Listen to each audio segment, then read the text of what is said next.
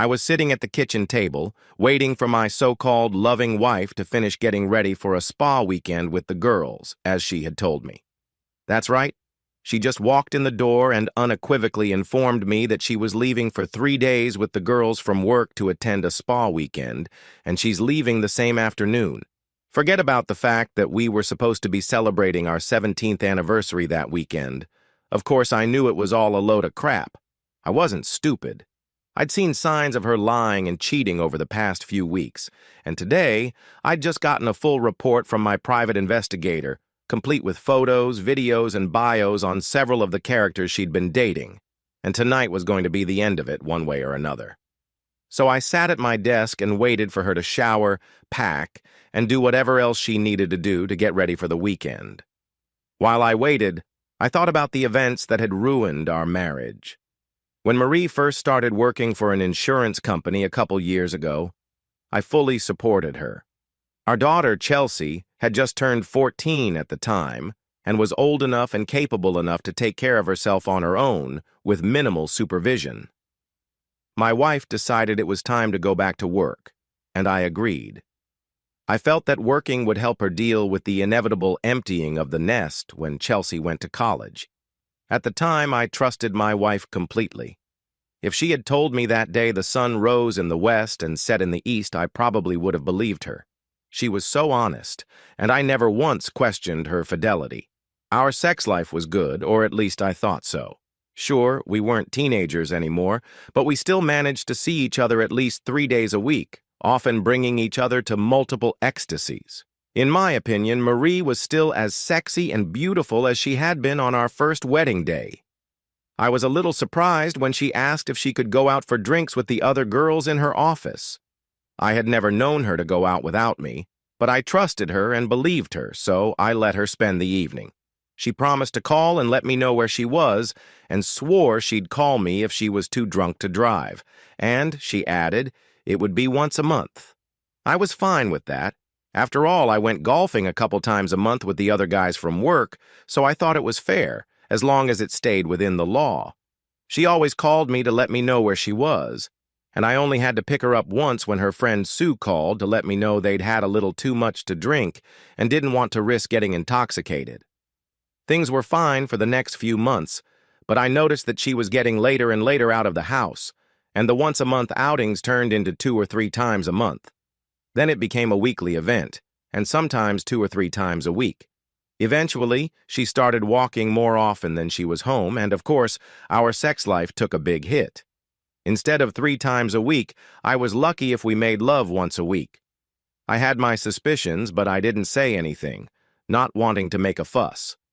And then it happened. She drove off on one of her walks, giving me a quick peck on the cheek. She drove off in her car without giving me a single glance. After an hour or so, I realized I hadn't heard from her, so I called. Dialing her number, I was surprised to hear her phone ringing in the bedroom. Of course, she had left it behind, so being the good guy I am, I decided to take it to her. I knew they usually went to the lounge at the Holiday Inn near us, so I took her phone and headed there, taking Chelsea with me, hoping she would help me locate her car. However, when I arrived at the location, her car was nowhere to be found. I called her friend Sue to see if they had gone somewhere else, but Sue said they hadn't gone anywhere that night. They hadn't left the house in a couple weeks, and weren't going to do anything for at least another 2 weeks, she said. Any idea where she might be? I asked. No, Joe, I really don't know, I'm sorry, she said. I asked about midweek walks, but got the same negative answer. I don't know what she's telling you, Joe, but we only go out one Friday a month. Most of us are married and have kids, so we don't go out during the week, she told me. And then the unthinkable befell me. For the first time, I caught my wife in a lie. I couldn't shake the idea that she was cheating on me. Marie didn't say anything at the office? I asked. Not directly, but she's been acting a little different lately, she replied. Damn. I asked if she could let me know if she knew anything. Sure, Joe. I'll let you know. I promise, she said. I ended the conversation and drove back, home, not knowing what I would find. Marie hadn't returned yet, so I decided to dig through her phone to find any clue. I looked for messages or emails, but found nothing but those sent by me and her coworkers. Her call log had quite a few calls from numbers I didn't recognize, so I wrote them down and tried searching. The search led nowhere, so I decided they belonged to the so-called hot phones. I thought some more about how to get to the bottom of this and decided to install one of those phone finder apps that track a phone's location. I saw a few other apps that seemed useful and installed those too. Chelsea, who was up to date on all the latest phone technology, helped me a lot. By the time we were done, I was able to track her phone and record any conversations she might have had. I hated spying on my wife, but if she was having an affair, I needed to have some proof. Even though we live in a no-fault state, it is one of 4 states where adultery is still a criminal offense. So I waited and waited and waited some more. I turned on the TV but didn't pay much attention to it. It was about 2:30 a.m. when she finally pulled into the driveway. I knew something was wrong as soon as she entered the house. Her hair was disheveled, her clothes were a mess, and she smelled like alcohol, cigarette smoke, and sex. "Sorry I'm late," she said and headed upstairs to the bathroom. I followed her. "Where the hell have you been?" I asked. "You left your phone and we went looking all over the house for you. And what the hell happened to you? You stink." "We were celebrating Sue's birthday and went to a few different places," Marie said. Another lie. "Really?" I asked.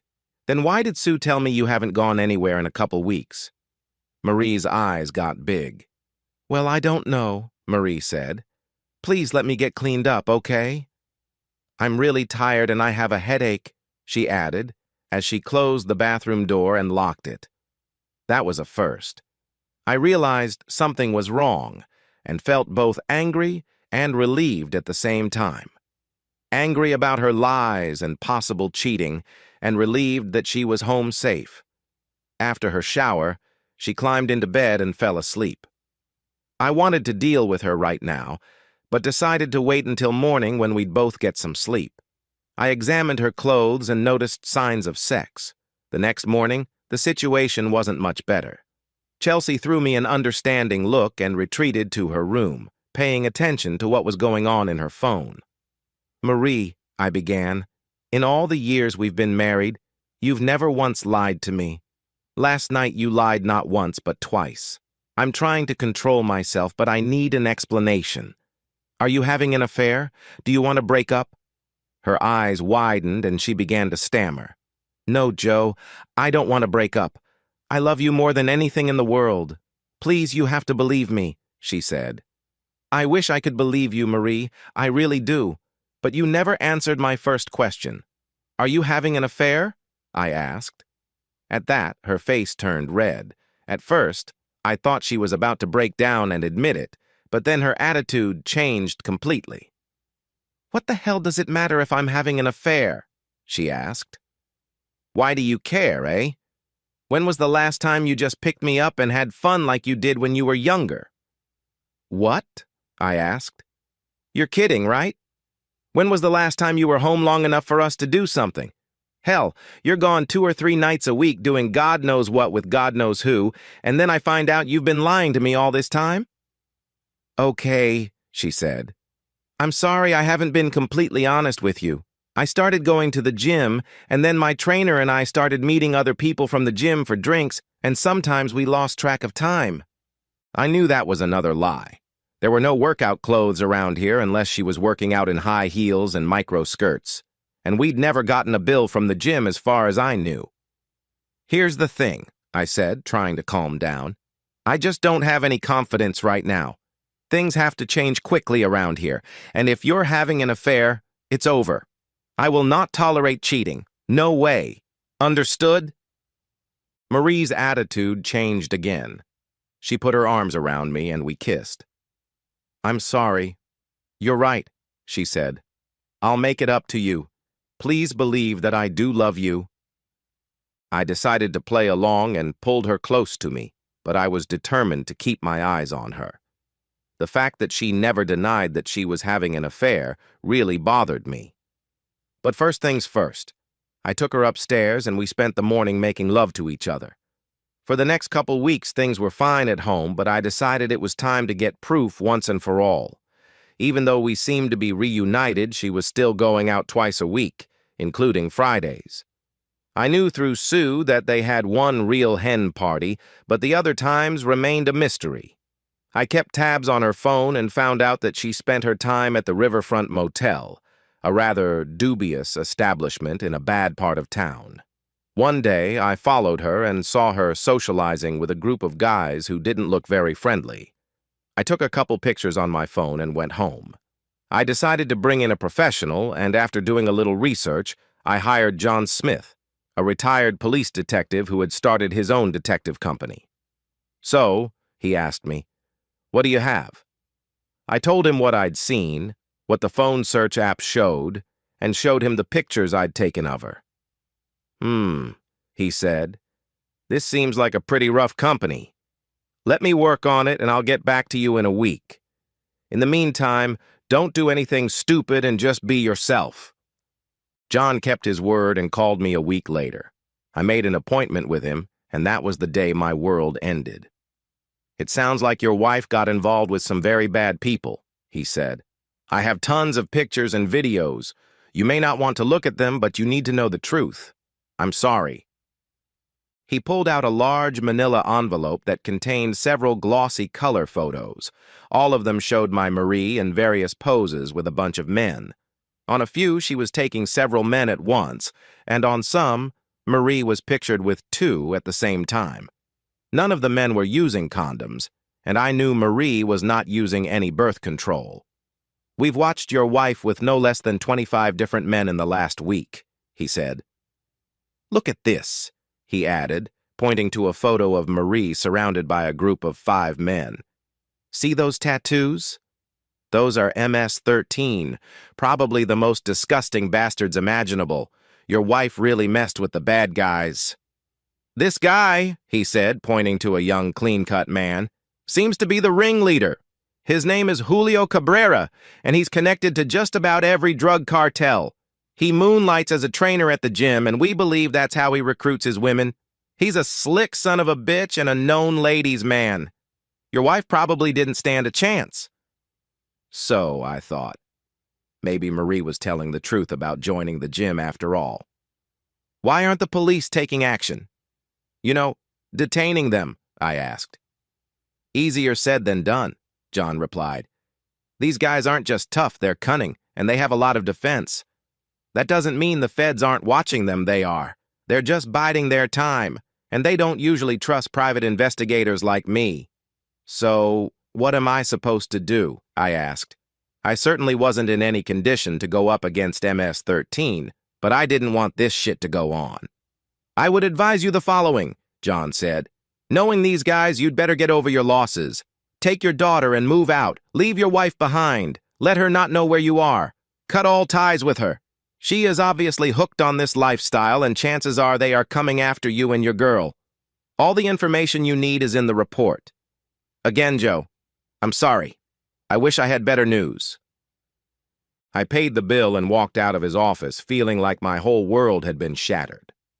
I asked myself all the questions husbands ask in situations like this. Why did she do this? Was I not a good enough husband and father? Was I not good in bed? I came home and cried for what seemed like an eternity.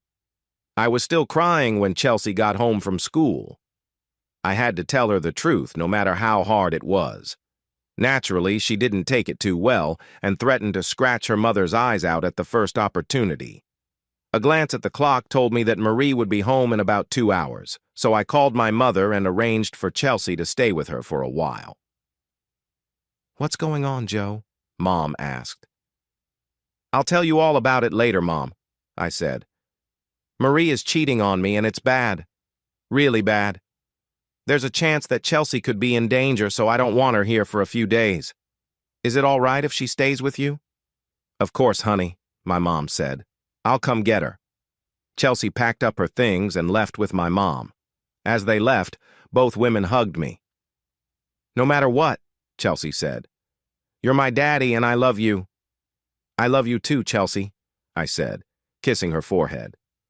"I'll be in touch, okay?" When they left, I walked over to my gun safe, grabbed a semi-automatic .45 and loaded it with hollow point bullets. Considering who Marie was hanging around with, I decided not to take any chances. I placed the gun next to my briefcase on the kitchen table and waited for Marie. It didn't take long. Marie walked through the door, looked at me, and announced her plans for the weekend. "I'm sorry to let you know this last minute," she said, "but some of the girls and I are going away to a spa this weekend, starting today." "Oh, really?" I asked. "How did that happen?" "Our office was rewarded for a very productive quarter and upper management decided to give us the weekend off. Isn't that great?"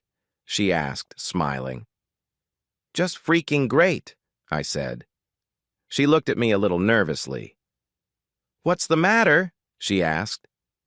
"Aren't you happy for me?" "What about our plan for the weekend?" "Our anniversary is coming up and we were going to celebrate," I said. "I'll do it when I get back on Monday or Tuesday," she said. "Monday or Tuesday?" I asked. "You don't even know when you'll be back? Are you telling me your little trip is more important than our marriage?" "No, it's just a one-time thing, that's all," she said. "I'd better go pack and get packed. My car will be here soon." And with those words, she went up the stairs, leaving me alone at the table, and I began to wait. Eventually, she came back downstairs, dressed in a tiny micro-skirt that barely came down below her waist and a see-through blouse with no bra. I realized she was wearing a thong, but nothing else. She completed the ensemble with a pair of open-toed sandals. She took her overnight bag and a bag of clothes and set them by the door. "I'll see you later," she said, waving me away from the door. Apparently, she was going to leave without even kissing her husband goodbye. She started to open the door. "Marie, we need to talk right now, damn it," I said. She stopped and looked at me. "Joe, my car will be here any minute, and I can't be late," she said. "The girls are waiting for me." "Trust me, Julio and the gang from the Riverfront Motel will still be there when you get there," I said. She stopped and lowered her eyes to the floor. "Now, get your crook ass over here so we can talk. And then you can go on your so-called spa weekend," I said. "You know about Julio?" she asked quietly. "I know you've been sleeping with him and a bunch of other guys for quite some time, so we need to talk," I said. Marie slowly walked over to the kitchen table and noticed the gun for the first time. "What kind of gun is that?" she asked. "Are you going to shoot me?" "Not unless you try to shoot me first," I said, pulling a manila folder out of my briefcase. I opened it and placed some pictures on the table in front of her. Her eyes widened when she saw the images of her being entertained by several men. "Tell me, Marie," I said, "which of these are the girls from work, eh?" "Joe, please, I screwed up really badly. Please forgive me. Just give me this weekend and I'll make it up to you," she begged, tears streaming down her face. "Why are you doing this, Marie? Why the lies?" I asked. "I can't tell you why. I wish I could, but I can't. Please believe me, I have to do this," she said. "You have to go and spend the weekend getting slept with by an unknown number of men. Are you kidding me?" I asked. "You don't understand," she sobbed. "I understand that my wife of almost 17 years, the mother of our child, is leaving her marriage to sleep with a bunch of thugs. I don't understand why, but I understand what happens after that." Do you have any idea what will happen?" I asked. "Please," Marie sobbed. "I'll do anything. Counseling, call it whatever you want. I'll be your slave if you want. Just let me do it." "Damn it, Marie, how stupid are you?" I asked angrily. "Do you have any idea who you're dealing with? You're playing with fire and you can only get burned. How did you get involved in this?" "Remember when I said I was going to the gym?" she asked. I remembered. "That's where I met Julio. He worked out with me, showed me how to use the equipment, and helped me achieve what I wanted. I wanted to look good for you, Joe. He was so nice to me, charming, telling me how beautiful I was. Then he took me out for a drink. I don't know what happened next. Maybe he used a date rape drug, I don't know. But he made me feel like a young woman again. From there, things went on from there. Soon he introduced me to his friends and told me that if I didn't agree, he would send me a video of us having sex. He even threatened to stalk Chelsea if I didn't cooperate. And this weekend? I asked. It's our farewell weekend. I told him I couldn't take it anymore and that it had to end, so he arranged this weekend and promised it would be over for good, she said. Oh, it will be over, okay? I said. If you do that, we're definitely over. Did you know that some of his friends you slept with are in the MS-13 faction? No, I didn't know, she said. And do you really think they're just going to let you walk away? I asked. Let me tell you something about the lover, okay? I pulled out a newspaper clipping and a picture of a girl whose throat had been slit from ear to ear. Marie gasped. You see, Julio is somewhat of a germaphobe. He's deathly afraid of getting infected. According to some reports I've read, he caught a cold and thought he'd contracted it from this girl when they had sex. She was only 19 at the time. That's who you're dealing with, I said. So it's unlikely he'll just let you walk off into the sunset like that. And even if he does, you've already ruined this marriage. I hope it was worth it for you, I said. I'm so sorry, Marie cried. Please forgive me, Joe. I really do love you, but I have to do this. She got up from the table, kissed me on the cheek, and slowly headed for the door. Wiping her eyes, she picked up her bags and looked around one last time. I really love you, Joe, she said sadly. I'll make it up to you. I promise. She opened the door and walked out to the cab waiting outside the house. I didn't know it then, but that was the last time I saw her alive. I cried for a while longer, still finding myself confused. Why had she done this? I remembered the app on her phone and started it on mine. I hoped I could track her and maybe save her from whatever fate Julio had in store for her. According to the app, her phone was at my address, a landline. I went upstairs and saw it on the dresser.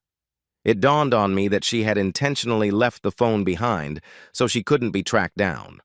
I also realized that I couldn't report her missing for at least 24 hours. All I could do was wait and hope for the best. I called Chelsea and talked to her and her mom for a bit. I told them to stay put and let me know if either of them called about Marie. That weekend was hell for all of us. Even though the marriage was broken, I didn't want her to be physically harmed. I even drove by the Riverfront Motel to see if I could see her or anyone from Julio's group. But I saw nothing. The next day, I called the police and attempted to file a missing persons report. However, the person on the phone didn't seem to care and said I should wait until Monday. I literally had nothing to do but wait and hope for the best. Finally, Monday morning came. I called work and explained that there was an emergency at my house. I had some free time and my boss let me take a couple days to get things straightened out. I called Marie's work, but she wasn't there. I asked to get Sue, and I was put through to her right away. What's wrong? She asked. Have you seen Marie or heard from her? I asked. No, I haven't, she replied. She's usually here by now, but no one has seen or heard anything. I told her about what had happened on Friday. Oh my God, Sue said. I had no idea. Let me call the police, okay? We're all a little worried. Thanks for letting me know, and I'll call if I hear anything. I thanked her, hung up, and called the police again. This time they seemed more responsive, took my information, and directed me to a detective. Detective Marshall here. Is this Mr. Klein? The man on the other end of the line asked. I answered in the affirmative. Mr. Klein, I'd like to come over and talk to you if that's okay with you, he said. I again replied that I didn't mind. Okay, he replied. I'll see you in an hour or so. Immediately after the conversation ended, I heard a report on the local news that sent a chill down my spine. The decapitated nude body of a woman was found on the banks of the Rappaport River early this morning. The body was found shortly after a shootout between law enforcement and members of what is believed to be an MS-13 gang. No police officers were injured, but up to 10 gang members were reportedly shot. The woman's identity is being withheld pending notification of next of kin. Stay tuned to Eyewitness News, the announcer said. I spent the next hour hoping the woman wasn't Marie, but those hopes were dashed when Detective Marshall showed up with another man wearing a badge. "Mr. Klein?" the detective asked when I opened the door. "Yes," I replied. "I'm Detective Marshall," he said, showing me his badge and ID. "This is FBI Special Agent Owens," he added, pointing to the man standing next to him. Special Agent Owens also held out his ID to me. I invited them both inside. "Mr. Klein, are you related to one Marie Klein?" asked Detective Marshall. I told them that she was my wife, at least for the moment. They looked at each other for a moment before turning to me. "I regret to inform you, Mr. Klein, that your wife was found dead this morning," the detective said. I felt like I'd been punched in the stomach. I was ready to divorce her for cheating on me, but I didn't want her to be harmed. "Was it my wife's body that was found by the river this morning?" I asked. "Unfortunately, Mr. Klein, it was." "Again, I'm sorry for your loss," the detective said. The FBI man spoke up. "Mr. Klein, you should know that your wife has been working with us for some time now, and she was instrumental in our raid this morning against Julio Cabrera and his gang," he said. "What?" I asked. "She's not an FBI agent. She works for an insurance agency. She handles claims and paperwork. When did she start working for you?" "I understand your confusion," he said. "We've been following Cabrera for quite some time and contacted your wife after her fourth meeting with Cabrera. She agreed to carry a wire in her purse so we could keep tabs on what the band was planning." "Oh my God," I said. "Did she know the danger she was in?" "Absolutely," Agent Owens said. "Your wife felt she needed to atone for what she had done. So yes, she went into this knowing full well that she might not be able to do it. She never told you this, but her actions may well have saved your life and your daughter's life. You see, Cabrera planned to kill you and sell both your wife and your daughter into slavery. I don't think I need to elaborate on what he planned for them. If it's any consolation, your wife would probably face a fate far worse than death if Cabrera had succeeded." "And that's why she couldn't tell me anything?" I asked, fighting the tears that threatened to flood my eyes. "Yes, that's right," Agent Owens said. "That's why she left her cell phone here. She knew you would try to rescue her and wanted to keep you safe. By the way, I was the one who picked her up on Friday. Your wife was a very brave woman, Mr. Klein. You and your daughter should be very proud of her. Thanks to her sacrifice, Cabrera and his gang are either dead, in jail, or on the run. And believe me, the few members that are left will be caught and dealt with very soon." He reached into his pocket and pulled out an envelope. "Marie asked me to give you this in case she doesn't make it. Again, Mr. Klein, I would like to offer you my condolences on behalf of the entire FBI and a very grateful nation," he said.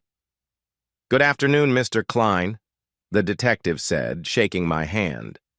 "We'll be in touch with you in a few days to help with final arrangements. Once again, we're sorry for your loss." Closing the door behind them, I suddenly felt like shit. My wife's last words were full of hate and bitterness, and yet her final act had saved my life and our daughter's life. Hot tears came in floods as I numbly opened the envelope Agent Owens handed me. Inside lay a note with Marie's rings on it. "My dear Joe," the letter began, written in her floral, almost perfect handwriting that I had always loved. "If you are reading this, I am probably dead. I'm so sorry for causing you so much pain and suffering. I never wanted to lie or deceive you and would rather die than live a lonely life without you and our Chelsea. The truth is that I did cheat, although the first time I was drugged and blackmailed every time after that. I joined a gym to get in shape for our anniversary. I hoped you would like the new me and rave about me like you did on our honeymoon. That's when I met Julio. Like I said, he was supposed to help me with my workouts.